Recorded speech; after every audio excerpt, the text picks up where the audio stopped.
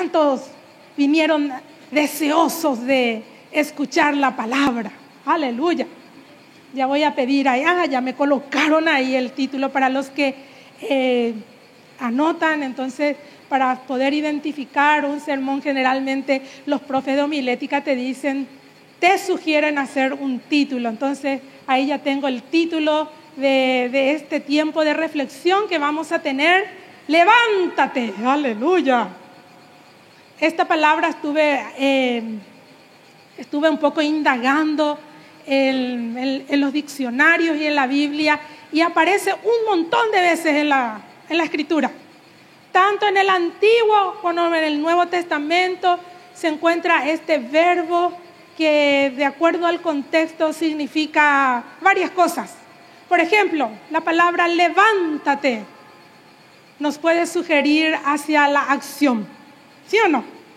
Algo que estaba estático, entonces levántate para hacer algo, ¿verdad? Entonces, las veces que Dios usó esta palabra, por ejemplo, le decía a Abraham: levántate y haz un pacto conmigo. Entonces, levántate de una acción, vamos a decir, algo estática, para una acción dinámica, para algo que tenga que hacer. En Esdras, en Nehemías encontramos mucho esta palabra: levántate y manos a la obra, por ejemplo. Eso encontramos en Esdras. En Nehemías encontramos: levántate y edifiquemos la casa, edifiquemos la muralla, edifiquemos la ciudad. Entonces encontramos varias veces esta palabra levántate. También encontramos en otro contexto, por ejemplo, cuando alguien le quiere dar ánimo a alguien, ¿verdad? ¿Qué uno le dice? Levántate. También dentro de este contexto encontramos en la palabra, por ejemplo, en Isaías encontramos: levántate y resplandece, dice. Aleluya. ¿Cuántos conocen ese versículo? Amén, ¿verdad? Entonces, de una actitud, vamos a decir, ahí un poco caída, entonces la palabra del Señor nos manda a levantarnos. Otra palabra en Isaías dice: levántate. Aleluya. Y vístete de gala, sacúdete, dice, ¿verdad? Y vístete de gala, dice. Aleluya. Entonces, con esta palabra generalmente encontramos de algo que está ahí estático, y luego te manda, ¿verdad?, con este verbo a la acción. Y no solamente eso, también se usa esta palabra muchas veces cuando alguna cosa está dormida, o ahí, ¿verdad?, en el caso muchas veces del pueblo de Israel, dormido, alejado del Señor. Entonces Dios le decía: levántate, levántate. Y en el Nuevo Testamento Jesús usó mucho esta palabra: levántate. Aleluya, ¿sí? ¿Alguna vez leíste una historia donde Jesús le decía: levántate, toma tu lecho y anda? Aleluya. Entonces, cuando el Señor quería hacer vamos a decir, algo sobrenatural en la vida de alguna persona, le decía: levántate, tus pecados te son perdonados. Aleluya.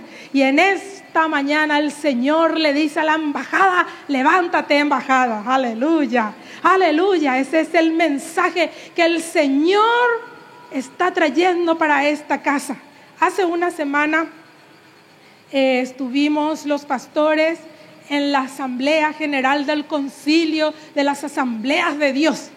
Creo que es 61 años de concilio, de organización que tenemos aquí como Asamblea de Dios en el Paraguay.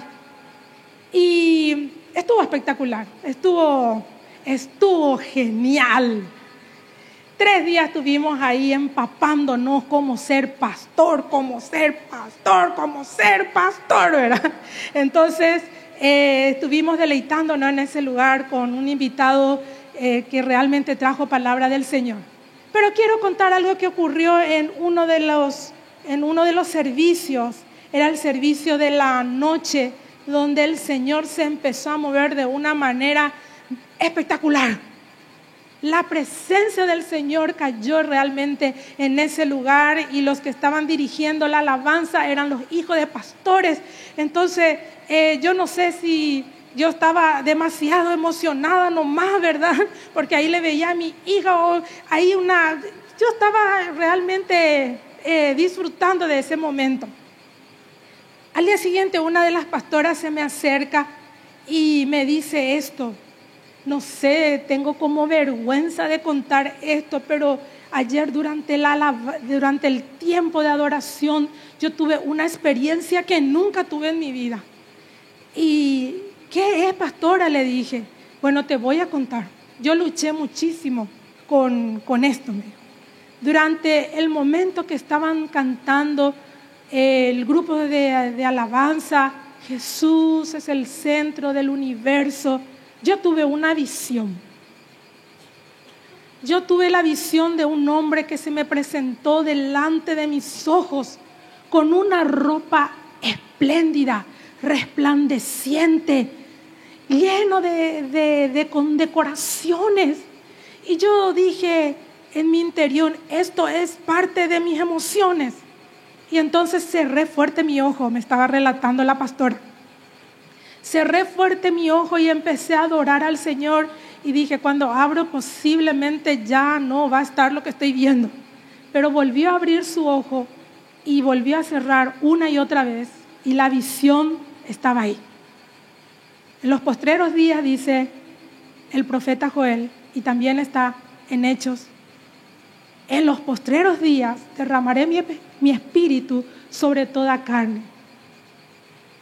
Y los ancianos soñarán sueños y los jóvenes verán visiones. Pero me dijo esta pastora, no fue solamente la ropa lo que me impresionó, sino lo que me dejó temblando y hasta ahora no me estoy recuperando. Es que yo no le he visto la cara porque era solamente a partir del cuello. Me dijo estas palabras: en breve vengo. En breve vengo. Al día siguiente, ella no comentó a nadie. Y hubo el servicio de la mañana y hubo una persona que estuvo hablando en lenguas. Y hubo interpretación de lenguas. El mensaje fue el siguiente: vengo pronto. Vengo pronto. Amados hermanos, amada iglesia, el Señor viene pronto. Si estuviste el lunes pasado, cuando ese hermano, el pastor que viene de Israel, realmente no pudiste salir de este lugar así como entraste, porque él dijo, ya las profecías están cumplidas, el Señor viene pronto, el Señor viene pronto, amén. Y mientras estaba preparando este mensaje, realmente es un pasaje muy conocido que suelo compartir con los niños. El Señor me empezó a quebrantar demasiado y empecé a sentir esa responsabilidad tan grande que tenemos los maestros y pastores, porque somos los que tenemos que cuidar y alentar a la novia. Somos los que tenemos que preparar a la novia para que la novia esté lista, aleluya, para que la novia esté preparada y no esté dormida, aleluya. Levántate, embajada, levántate, embajada. Estamos viviendo los últimos tiempos, amén. Estamos viviendo, más que nunca tenemos que interceder por nos, clamar. Esta palabra de orar, y eso últimamente estoy desechando de mi vida. Clamar con desesperación por nuestros hijos, por nuestros familiares, porque el Señor viene pronto. Aleluya. Levántate, embajada, levántate. Vamos a leer el contexto del pasaje que hoy quiero compartir. Está en uno de los evangelios, el evangelio de San Lucas, capítulo 8. Aunque la historia está relatada en Mateo, en Marcos, pero elegí el del capítulo 8, a partir del verso 40.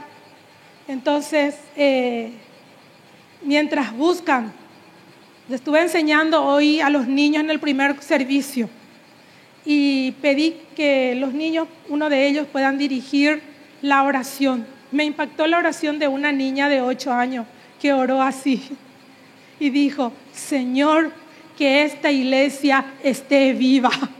¡Wow! ¿Verdad? Me impresionó realmente. Era una voz profética que estaba hablando, que esta iglesia esté viva. Una niña de 8 años, y después pidió por sus necesidades, estuvo orando por el viaje que van a hacer, pero dijo: Señor, que esta iglesia esté viva. Aleluya. Y de eso quiero compartir en esta mañana. ¿Ya tienen todas sus Biblias? Leamos. Dice Lucas capítulo 8, a partir del verso 40, dice así: Cuando volvió Jesús, le recibió la multitud con gozo, porque todos le esperaban. Entonces vino un varón llamado Jairo, que era principal de la sinagoga, y postrándose a los pies de Jesús, le rogaba que entrase en su casa. ¿La razón? Porque tenía una hija única, como de 12 años, que se estaba muriendo. Señor, háblanos, Señor, a través de tu palabra.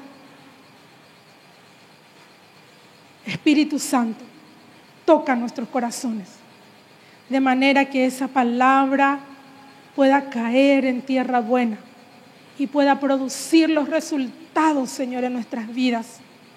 Señor, oh Dios mío, si hay algo muerto en esta mañana, vuelva a vivir, Señor. Señor, que resucite aquellas cosas muertas en nuestras vidas. Señor, si hay alguna cosa torcida, Espíritu Santo, ayúdanos a enderezar.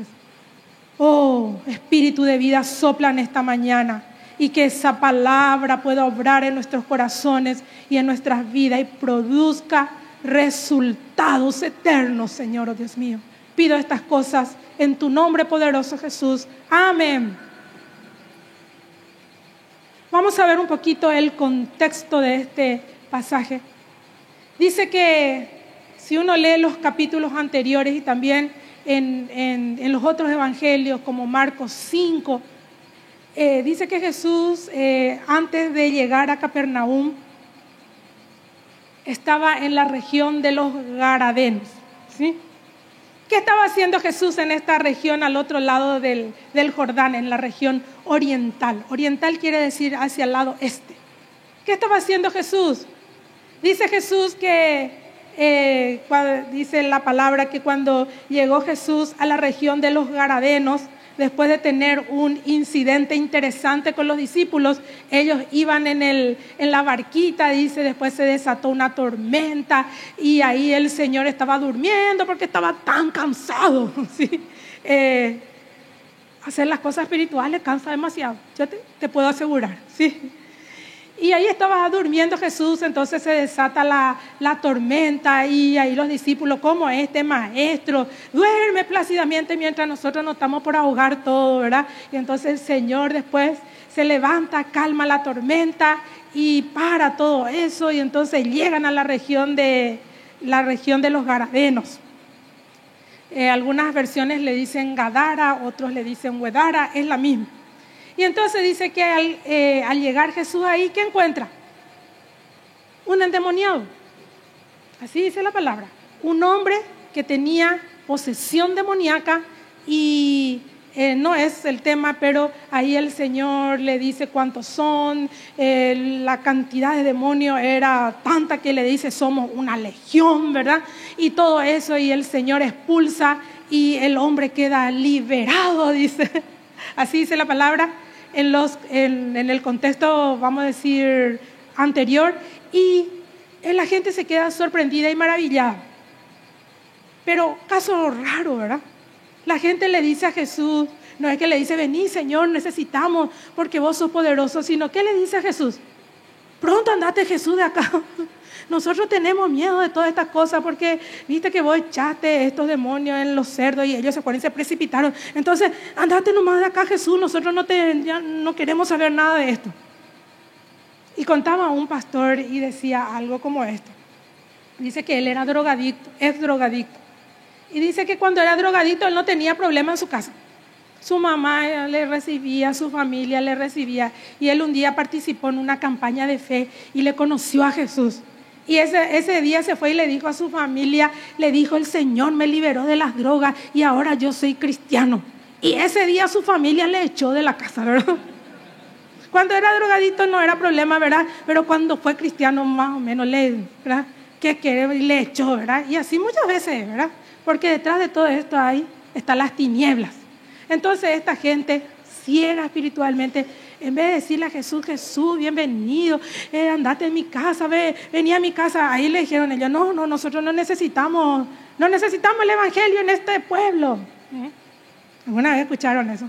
Generalmente los misioneros y los que van a hacer evangelismo se encuentran con este tipo de cosas. No necesitamos, pero nosotros le vamos a enseñar a los niños, vamos a hacer que los niños conozcan a Jesús para que ellos no sean delincuentes, no se vayan. No, nosotros no necesitamos luego nada, más o menos así, ¿verdad? No es que en la región de los Garadenos nomás así era la cosa, sino también acá muchas veces cuando vos te entras en los pueblos. No, nosotros no necesitamos, no queremos la iglesia evangélica, nosotros no queremos evangelio en nuestro pueblo, ¿verdad?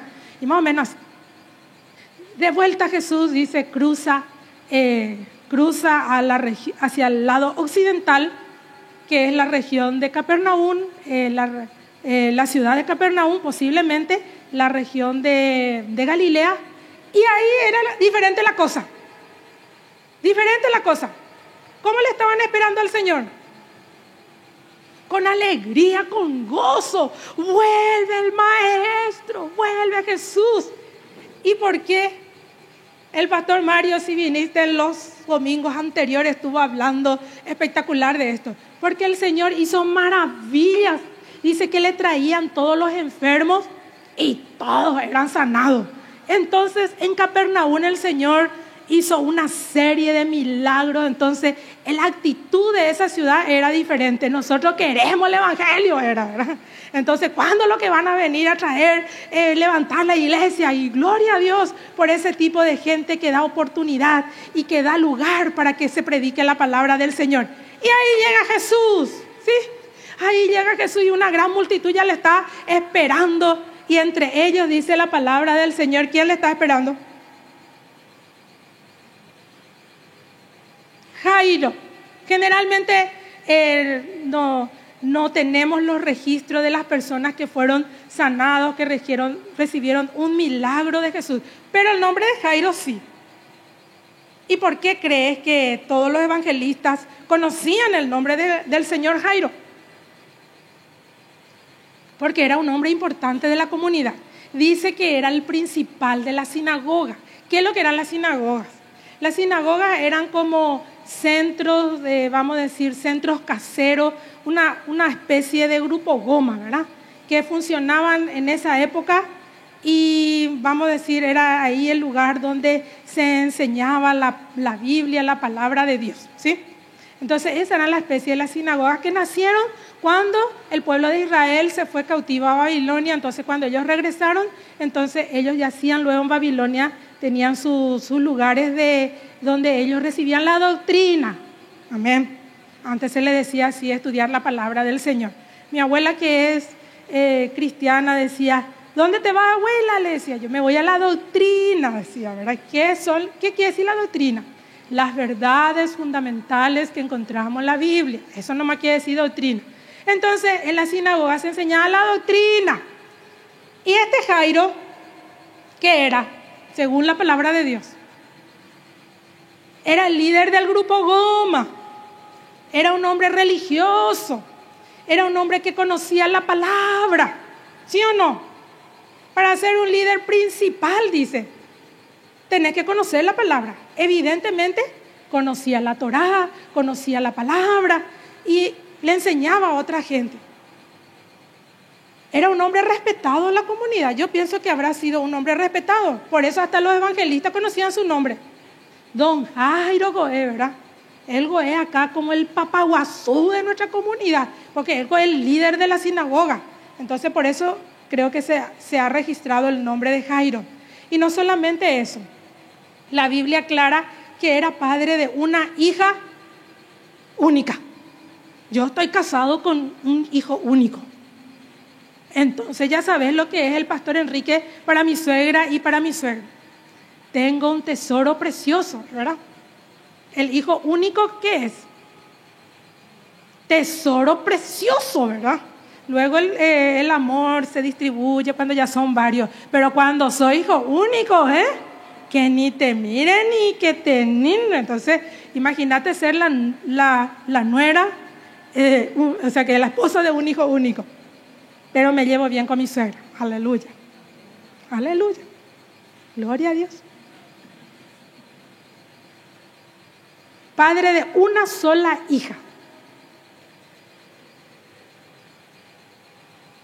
Pero terrible.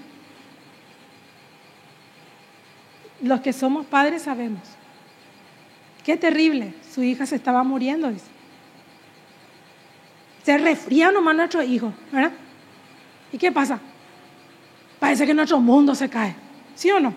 Así es. Te embarga una desesperación. Estos que son padres primerizos, realmente tu hijo, ¿verdad? Tu hija nomás tiene algunos cólicos, ¿verdad? Y vos le llamás a todo el mundo porque, Dios mío, ¿verdad? Y cada tanto, si sos padre primerizo, te levantás y le revisás si está respirando. No sé si vos hiciste eso, ¿verdad? Pero cuando somos padres primerizos hacemos todas esas cosas, ¿verdad? Nuestro tesoro precioso. ¿Qué dice la palabra? Dice que su hija única estaba agonizando. Qué terrible. Qué terrible. Como familia me tocó estar días, meses, cuando mi sobrino estaba en la terapia intensiva. Y es terrible. Es terrible ver que ahí de la terapia van muriendo, ¿verdad? Uno, otro, ¿verdad? Y en el lugar donde él estaba, la terapia intensiva estaba al lado de oncología. Y es brutal, ¿verdad? Terrible es ver a esos padres cuando sale el médico y le dice, tu hijo ha partido, tu hija ha partido. Realmente esa desesperación, impotencia de los padres es única. Yo realmente digo siempre, perder a un hijo es la prueba más grande que podés enfrentar en esta vida. Y ahí estaba Jairo, con una crisis terrible en su vida. Su única hija estaba agonizando. Pero esta crisis, aleluya, le lleva hacia una búsqueda. Aleluya. ¿Cuántos vinieron a Cristo a raíz o por causa de una crisis familiar, matrimonial, una crisis financiera? Muchos, ¿verdad? Muchos. Generalmente el Señor nos llama y vinimos a la búsqueda de Él, ¿verdad? Cuando realmente estamos en una crisis. En el caso de mi familia tenía que ver con una enfermedad terminal. Mi mamá con cáncer, entonces una crisis realmente. La muerte invadiendo la casa de este Jairo, ¿verdad? Es brutal, es brutal. Y una de las cosas más terribles de tener una persona enferma es la impotencia. Ahí vos le ves a tu ser querido consumiéndote. Yo muchas veces digo, el que se va a cuidarle a un enfermo, parece que sale destrozado de ese lugar. ¿Sí o no? No haces nada ahí cuando le estás cuidando a tu enfermo, pero te duele desde tu cabello hasta tu pie, te duele ahí. Piltrafa salimos de ese lugar. Y no es porque hicimos ninguna actividad física, es la impotencia de ver a nuestro ser ahí sufriendo. Y ahí estaba Jairo desesperado. Aleluya. Pero esta crisis le llevó hacia una búsqueda. Y dice el versículo 41, entonces vino este varón llamado Jairo, que era principal de la sinagoga. ¿Y qué hizo? Y postrándose a los pies de Jesús, le rogaba, ¿qué cosa? Que entrase a mi casa. Jesús, te necesito. Tengo mi hija que está agonizando. Posiblemente, no dice la Escritura, él había presenciado otros milagros de Jesús. Él sabía que el Señor tenía ese poder, y así como hizo entre tantos en Capernaum, también podía hacer en su casa. Por eso le decía a Jesús: ven a mi casa. Y me maravilla la actitud de este Jairo. Qué actitud correcta empezó a tener, que a pesar de ser un hombre, vamos a decir, conocedor de la Escritura, reconoce sus limitaciones. Aleluya, aleluya. Qué bueno es reconocer muchas veces que somos limitados, que somos impotentes, que somos hasta ahí nomás yo puedo. Extraordinario. No solamente eso, sino que se acerca con un corazón humilde. ¿Qué hizo este hombre? A pesar de ser un hombre respetado, un hombre conocido, a pesar de que seguramente iban a otro día a quitarle de su puesto posiblemente, porque ¿saben qué? A Jesús se le tenía prohibido entrar a la sinagoga. Él no era muy, vamos a decir, un buen invitado en las sinagogas. Generalmente los fariseos eran enemigos de Jesús. Y ahí, ¿verdad? Este Jairo, venciendo aún los prejuicios, ¿qué hizo? Aleluya. Se tiró a los pies del maestro. Qué actitud de humildad, qué actitud impactante verle a un hombre importante de la comunidad diciendo: yo te necesito, Jesús. Aleluya.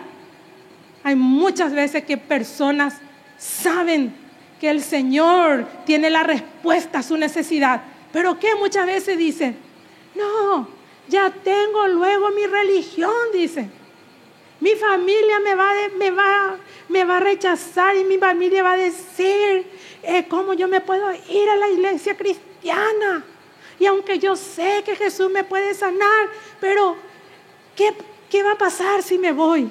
Y se va a levantar luego las tinieblas en contra tuya, así como se levantó en contra mía el día que le dije a mi familia que me iba, y a mi familia paterna le dije que me iba a ir a la iglesia. Me dijeron: pensalo bien, porque dejarás de ser parte de nuestra familia, porque nosotros ya tenemos luego nuestra religión.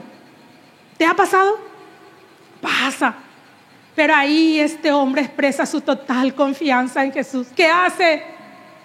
¿Qué me importa lo que van a decir? ¿Qué me importa si pierdo mis amistades? ¿Qué me importa si pierdo mi trabajo aún? Aleluya. Yo sé que el Señor Jesús tiene la respuesta, y se tiró a los pies del maestro. ¿Cuánta gente se pierde de tener este encuentro con Jesús? Porque le es más importante el que dirán, ¿verdad?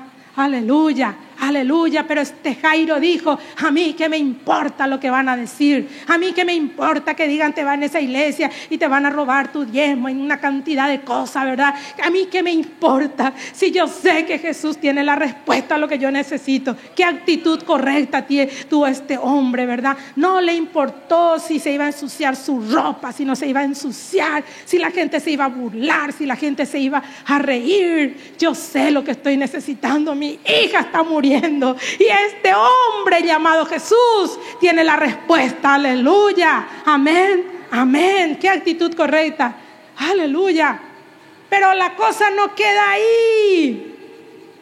Una vez dice que él se levanta de ese lugar y Jesús le escucha y se dispone a atender su petición. Oh, surge en el mismo instante otra necesidad. Leamos, vamos, sigamos la lectura.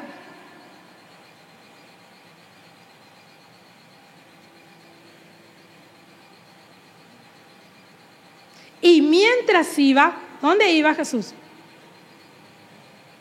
A la casa de Jairo. Estaba atento a la petición de Jairo. Y mientras iba, la multitud le oprimía. Pero una mujer que padecía de flujo de sangre desde hace 12 años y que había gastado en médicos todo cuanto tenía y por ninguno había podido ser curada, se le acercó por detrás y tocó el manto el borde de su manto, y al instante se detuvo su sangre. Entonces, cuando la mujer vio que no había quedado oculta, vino temblando, postrándose a los pies, le declaró delante de todo el pueblo por qué causa la había tocado y cómo al instante había sido sanada.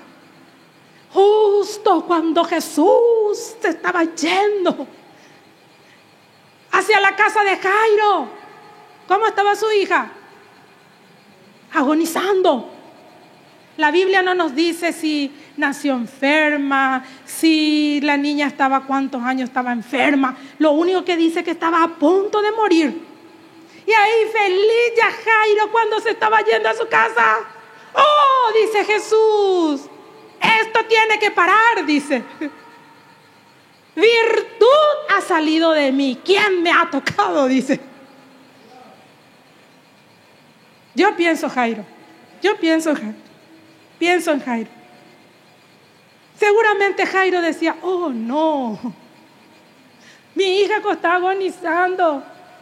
Y Jesús hace como una pregunta medio tonta, fuera de lugar. Miles están alrededor. Y empiezo a pensar, ¿verdad? Todas aquellas cosas que le empezaron a surgir en el corazón, ahí en la vida de Jairo. ¿Por qué a Jesús le importa quién lo que le tocó si yo estoy teniendo una necesidad terrible? Mi hija está a punto de morir. Jesús tiene que entrar en mi casa. Y aquí viene y me interrumpe Jesús. Parece que Jesús, ¿verdad?, no le está dando la importancia. Y muchas veces así también el diablo nos mete esa mentira. ¿Cómo lo que Tere ya le va a salir su viaje, y a Julio y a mí que yo me quiero ir allá y estoy orando? ¿Y cómo lo que a ella el Señor tan rápido le responde su oración? ¿Y a mí? Y entonces el diablo te empieza a decir, bueno, a vos Dios no te quiere. Tu Dios es malo. Tu Dios hace favoritismo. Y no solamente eso, sino la gente también que por ahí sabe que nosotros estamos orando. ¿Cuánto tiempo es lo que está orando por tu marido? Y nunca se convierte, ¿verdad? Déjate ya de esa macanada. No vaya más a orar. No vaya más a esto, no vaya más a aquello. Pero nosotros hemos visto este pasaje con el pastor Jesús de esta mujer viuda. Dice que clamaba de día y de noche, porque iba a venir la respuesta. Aleluya. El pastor estuvo compartiendo el pasaje de Zacarías. Montón de años, ya era viejecito, ¿verdad? Y un día apareció ahí el ángel, el enviado del Señor, y le dice, Zacarías, por fin llegó la respuesta a tu oración. Señor, ¿qué es lo que estabas haciendo antes? Y esta canción dice que mientras el Señor está en silencio, es porque está preparando algo grande. Aleluya. No te midas más con otra gente. No te midas más con lo que el Señor está haciendo con otras personas. El Dios nuestro es un Dios personal. Él es el alfarero y trabaja con cada uno de manera personal. No te midas más con nadie. ¿Era importante para Jairo la necesidad de esa mujer? No, seguramente decía, pero seguramente la necesidad de esta persona no es importante. Mi necesidad lo que es grande. Y muchas veces pensamos así, que no es nuestra necesidad nomás lo que es la más importante. Que ahí, ¿verdad? Y ahí Dios no me contesta. Y el diablo te dice, tu Dios es malo, tu Dios es torturador, tu Dios te quiere castigar. Y yo te digo en esta mañana, Dios es siempre bueno. Dios es siempre bueno. Dios es siempre bueno. Una de las cosas que mi hermana, cuando estaba luchando con mi sobrino, una de las cosas que ella decía una y otra vez, decía, nunca voy a decir que esto es un castigo de Dios. Nunca voy a decir que mi Dios es malo. Tu Dios es bueno. No importa si la respuesta no viene al instante. Tu Dios sigue siendo bueno. Y ahí estaba Jairo, ¿verdad? Señor, liquidale ya rápido este asunto. Yo me imagino, ¿verdad? Porque nosotros somos así, ya, rápido. Ya mi problema lo que es grande, ¿eh? Y muchas veces no ganamos en problemas, ¿eh? Nos ganamos, ni problema con lo que es, ¿verdad? Y vamos a orar porque mi problema lo que es, ¿verdad? Y ahí estaba esta mujer. Jesús dice, separa todo esto. Voy a atender este caso personalmente, porque a mí me interesa también la situación de esta mujer. Poder salió de mí y quiero identificar quién hizo esto. Y ahí la mujer, me imagino, temblorosa salió y dijo, Señor, yo fui, disculpe, Señor, yo fui, porque una mujer judía tenía prohibidísimo tocar algo de un hombre.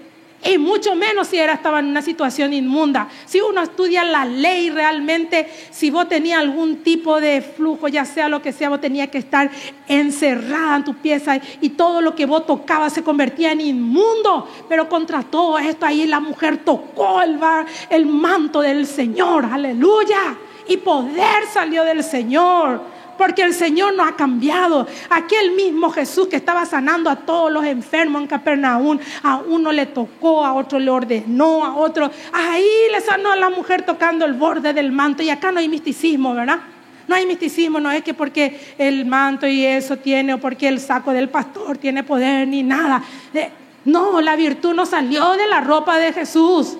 Salió de la persona de Jesús. Amén, amén. Y ahí yo me imagino, Jairo, mi hija va a morir, apurate, Señor. ¿Cuántas veces le decimos, apurate, Señor? Apurate, Señor, ya me quiero casar y no aparece todavía el príncipe azul, ¿verdad? Y muchas veces el Señor te está haciendo esperar porque viene un super príncipe, ¿eh? Ese va para la juventud. Y ahí estaba Jairo luchando, su lucha de fe, ¿eh? ¿Cuánto tienen lucha de fe? Una de las cosas que el Señor, la última oración que Jesús hizo por sus discípulos el año pasado en esta época de Semana Santa, hice un estudio profundo de todo lo que Jesús hizo en los días antes de la pasión y encontré que la última oración que hizo por sus discípulos fue así: Señor, yo te pido por estos discípulos que no sea debilitada su fe, porque viene Satanás para zarandearle como trigo. Wow, ¿verdad? Si está pasando una crisis, mi oración es que la fe no se debilite, que tu fe no te falte, porque este es un camino de fe. Este es un camino de fe. Vuelvo a decir, este camino con el Señor es un camino de fe. Y solo podemos caminar en este camino por medio de la fe. Y podemos llegar a cosas con el Señor por la fe. Amén. No es que la mujer tocó el manto y fue en la ropa, ¿verdad? No, nada que ver, ¿verdad? Fue Jesús el que le sanó. Fe en Jesús lo que ella tuvo, ¿verdad? Tu fe te ha salvado, le dijo la mujer. No le dijo porque vos tocaste, hiciste esto. Tu fe te ha salvado. Amén. Que la fe no te falte. De Guatemala a Guatepeor, mientras Jesús estaba ahí, ¿verdad? Ministrándole a la mujer, vete y no peques más, quién es la que me tocó, ¿verdad? Y ahí Jesús le estaba ministrando a esta mujer. Vienen los buitres. ¿Sí? Esos mismos buitres que vinieron cuando Dios le dice a Abraham, quiero hacer un pacto contigo y vas a traer ciertos animales y vas a hacer un camino de sangre. Y ahí Abraham estaba esperando por horas y horas a Dios, ¿verdad? Y dice que él, ¿verdad?, se hartó, ¿verdad? Y pasó demasiado tiempo y Dios, que le había dicho, yo hoy voy a hacer un pacto contigo, nunca vino. Así dice el pasaje en Génesis. Y dice que ahí, ¿quiénes aparecieron? ¿Quiénes aparecieron? Las aves de carroña, ¿eh? Aparecieron los buitres, los cuervos, ¿verdad? Y querían venir a robar, ¿qué? Todo lo que Abraham estaba preparando con mucho amor para el Señor. No ocurre así. Muchas veces algo decimos, yo voy a ir hoy a servirle al Señor, y te preparas desde la mañana, ya te emocionas, ¿verdad? Y estás ahí en el espíritu, ¿verdad? Y después, ¿quiénes aparecen? ¡Los buitres! Van a aparecer sí o sí los buitres. Ayer me estaba compartiendo una de las familias, me dijo, pastora, voy a empezar mi grupo Goma. Y me estaba contando todos los detalles de todo lo que hizo y que amaneció feliz. Pero después sonaba el teléfono. Hoy no voy a poder ir, nene. Hoy no voy a, nene. Hoy no voy a poder. Todas las llamadas que recibió en esa mañana, noticias de buitres. Buitres volando. Dice que la hermana lloró, ¿verdad? Se desanimó, porque así somos. ¿Sí o no? Así somos. Cuando estás por recibir una bendición, cuando estás a punto de recibir esa respuesta del Señor, van a venir los buitres. Te cuento bien ya, ninguno de los hombres y mujeres de la Biblia se salvaron de estos buitres. Van a venir a revolotear tu mente en primer lugar, para comer lo que hay que comer, para destrozar lo que hay que destrozar. Va a venir tu primer anillo. ¿Quién es tu primer anillo? Tu cónyuge, tu hija, tu esto. Ahí empieza, ¿verdad? No, es que ellos son el buitre, ¿verdad? De ninguna manera. Nuestras armas, nuestra no es contra carne, ¿verdad? No hay que tirar la artillería con la carne. No, el esposo, no, es la esposa, ¿verdad? Yo recuerdo cuando Enrique se iba a ir al ISUN a hacer ese estudio de licenciatura. Y yo estaba con mi bebé recién nacida. Y él me dijo, por un mes me voy a internar, ¿verdad? Y nosotros estábamos con la campaña de niños allá en un barrio de Lambaré, en Taubaté. Y le dije, Enrique, vos estás loco para irte a encerrarte y estudiar y dejarme a mí la casa. La niña. Estábamos construyendo nuestra casa, la construcción de la casa. Y dejarme toda la campaña de fe, que esto, aquello, ¿verdad? Y yo que soy la pastora, ¿verdad? ¿Y cómo mi pastora vos así, vos le vas a decir al pastor, ¿verdad? Y así es. Por eso, no es que la persona del buitre, ¿verdad? No es que ahí, no es que estos hombres que venían de su casa, estaba hablando aún Jesús con la mujer. Cuando vino uno de su casa, no es que ese que vino de su casa es el buitre, de ninguna manera. Uno de casa del principal de la sinagoga a decirle, ¿qué le dijo? Tu hija ha muerto. No molestes más al maestro. Mientras Jesús se entretenía ahí con el caso de la mujer, esto, aquello, Jesús desatendió el caso de mi hija. Imagínate el corazón de Jairo. ¡Pum! Murió tu hija. Ya no hay esperanza. Tu finanza murió. No hay nada que hacer. Perdiste tu casa. Recibí ese informe clínico ahí, ¿verdad? Donde te dice cáncer positivo.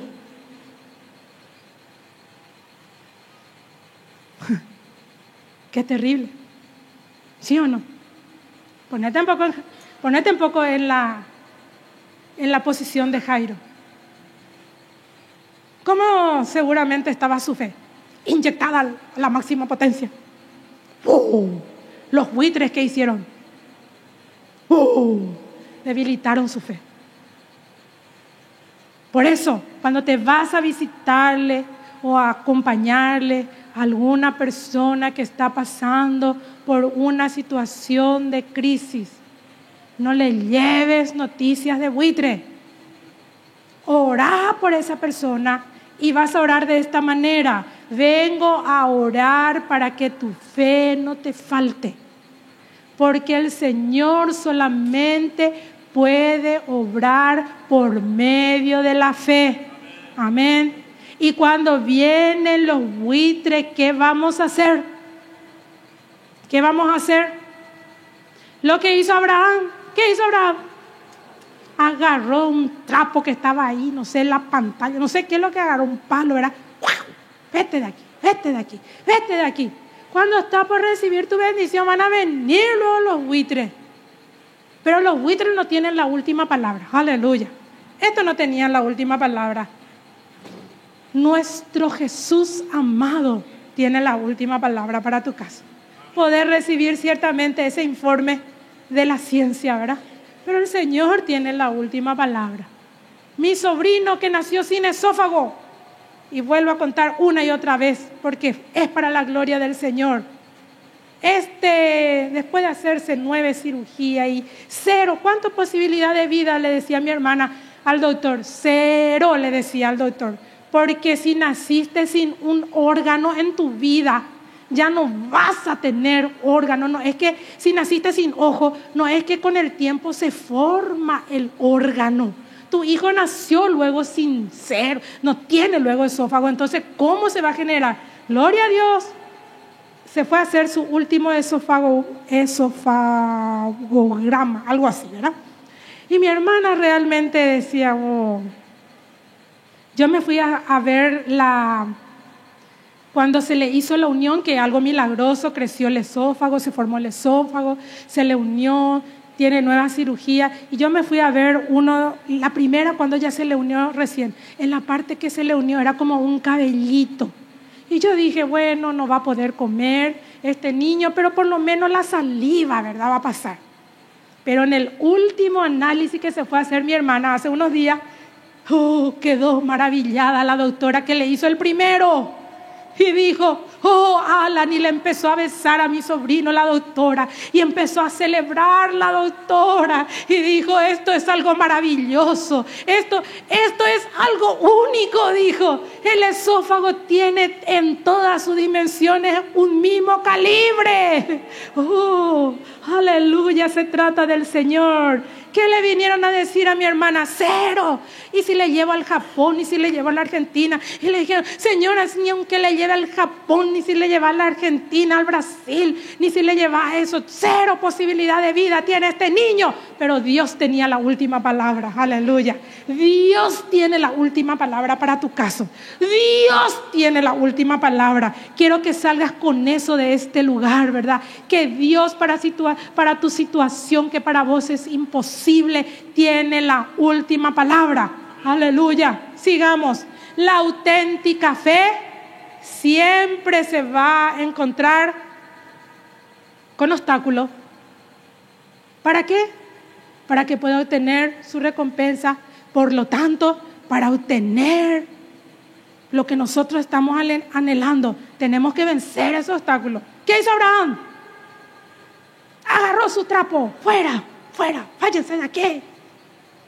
Y dice que cuando estaba amaneciendo, aleluya, cuando ahuyentó esas aves de rapiña que querían venir a robar la bendición, dice que ahí, ¿verdad?, una antorcha humeante, ¿verdad?, pasa por ese lugar y se confirma el pacto que Dios tenía con Abraham. Aleluya, aleluya, esto es gracia. Esto es gracia, aleluya, aleluya, aleluya. Ese es tu mismo Dios. El mismo Dios que tenía Abraham, ese es tu mismo Dios también, aleluya. Sigamos. Oyéndolo Jesús, y Jesús sabía, eso me encanta. Jesús sabía todo lo que estaba luchando este Jairo, Sabía Jesús. Y no le reprendió, no le dijo, hombre de no. Pero Jesús sabía que él estaba luchando ahí batallando con el bullying del diablo, batallando con los buitres del diablo. Y Jesús le dice, aleluya, ¿qué le dice? ¿Qué fue la noticia que recibió? ¿Y cómo lo que no va a temer, verdad? ¿Cómo lo que no va a temer? Mi hermana varias veces recibió ya de la terapia que le decía: señora, entra porque Alan se está yendo. Y entonces ahí mi hermana ya llamaba: Enrique, le llamaba generalmente a Enrique: Alan se está muriendo, andate ya en la funeraria y prepara donde le vamos a velar a Alan. Pero el Señor le dijo a este hombre ahí en su lucha, luchaba este hombre: tu hija ha muerto, por un lado, pero Jesús, ¿qué le dice? No temas, no temas, yo estoy al control. Aleluya. El Señor está al control de tu situación, aunque sea lo más terrible que estás pasando. El Señor en esta mañana te dice: no temas, no tengas temor. No tengas temor de lo que le va a pasar a tus hijos. No tengas temor si vas a mañana tener o no ese trabajo. Porque yo estoy al control, aleluya. El Señor está al control de nuestras vidas. Amén. Cree. ¿Qué le dice? Aleluya. Cree solamente. En esta mañana el Señor te dice: cree solamente. Cree solamente. Ahuyenta en el nombre de Jesús los buitres que vienen a querer robar, y cree en el Señor solamente. Aleluya. No hay añadiduras. No hay añadiduras. El Señor, cuando fue a la cruz, dijo: consumado es, ya hice todito. Nadie tiene que hacer algo. Siempre los alumnos en teología me preguntan: pastora, sí, profesor, ¿qué pasa si yo hago, dejo de hacer, o esto, aquello?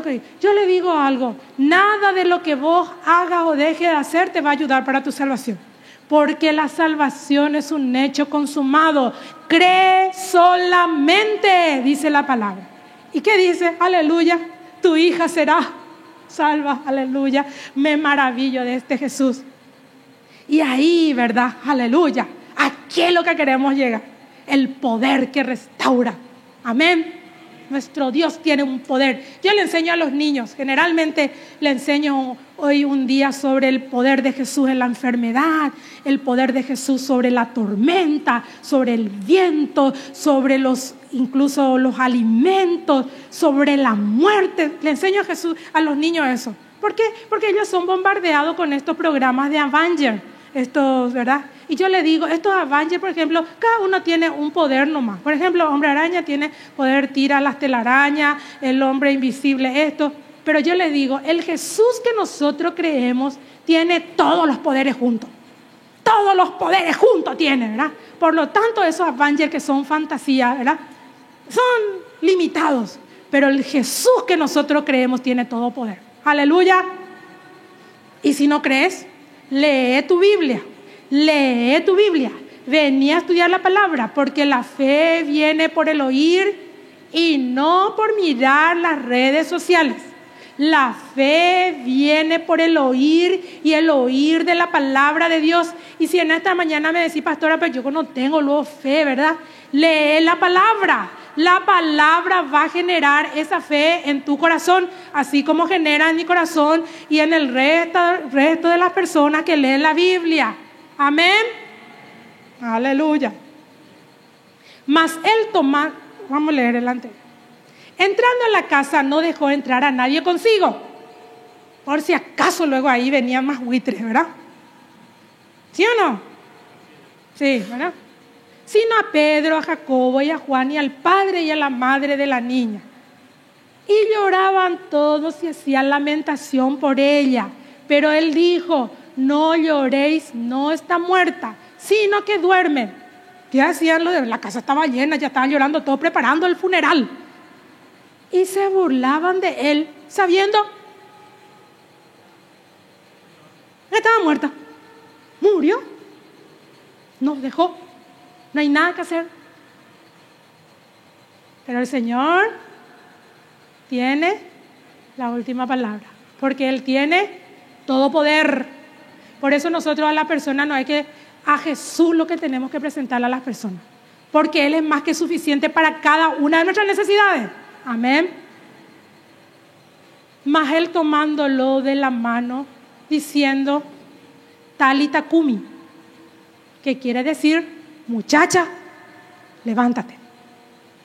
Muchacha, aleluya, levántate. Entonces, como estaba muerta, su espíritu volvió inmediatamente, se levantó y Él mandó que se le diese a comer. Aleluya. Aleluya.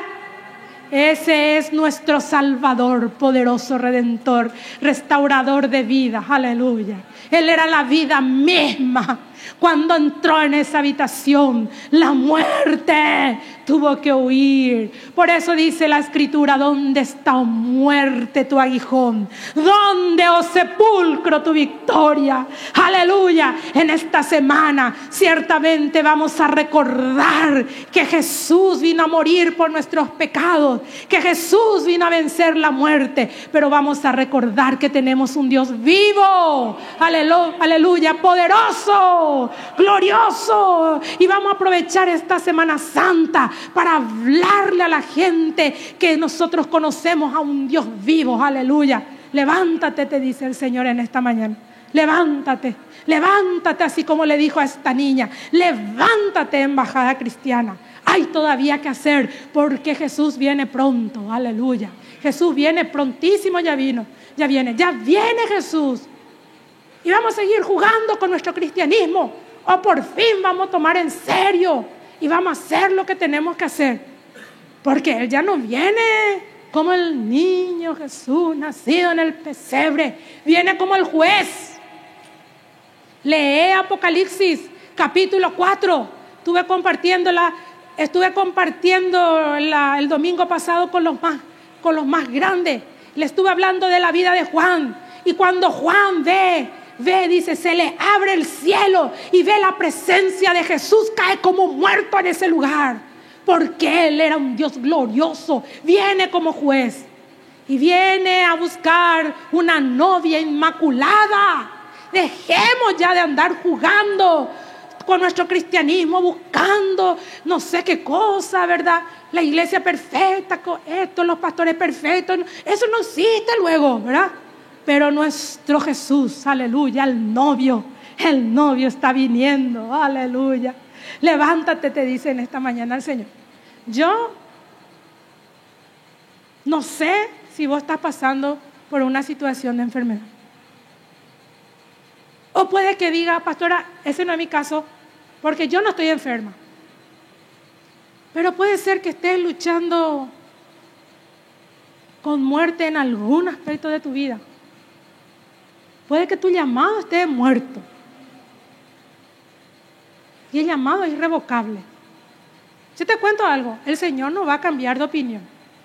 Si te llamó para hacer algo sobre el planeta Tierra, hasta tu último suspiro ahí va a estar tu llamado. Por lo tanto, levántate en esta mañana y decir, bueno, Señor, voy a hacer lo que tengo que hacer. Levántate ya. Si el Señor te está diciendo abrir tu grupo Goma, abrí nomás ya tu grupo Goma. No hay nada que pensar. Hay gente que necesita, que va a venir a tu grupo Goma, y aunque al principio, como contó esta hermana, vinieron los buitres y las llamadas ahí, ¿verdad? Así no terminó su grupo Goma. Al final vinieron una cantidad de gente y estaba ahí, ¿verdad?